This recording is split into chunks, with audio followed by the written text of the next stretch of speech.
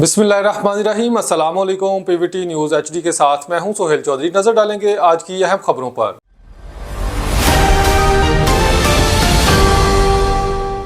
City हारून से मलिक मुश्ताक अहमद खिलजी की report के मुताबिक आल पाकिस्तान अंजुमन ताजरान के सदाबहार सदर और मुस्लिम लीग नून के सरगर्म रुकन हाफिज उमैर यासीन ने जिला इंतजामिया को वार्निंग देते हुए कहा कि पर्चे काटने बंद करो। वज़ीर आला पंजाब मरियम नवाज को मिसगाइड किया जा रहा है।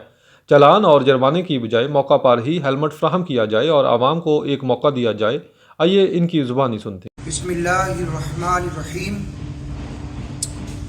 मैं इंतज़ामिया से गुजारिश करता हूँ, मोहतरम असिस्टेंट कमिश्नर साहब, SDPO साहब, SHO सिटी व सदर जनाब वाला, बंदा नाचीज़ डिस्ट्रिक्ट मेंबर अमन कमेटी, सदर आल पाकिस्तान अंजुमन ताजरान व नायब सदर फर्नीचर एसोसिएशन सूबा पंजाब हाफिज उमैर यासीन, ये हेलमेट वैसे ही बाज़ार से नहीं मिल रहे, 800-1000 रुपये वाला 2500 रुपये तक फिर भी नहीं मिल रहा।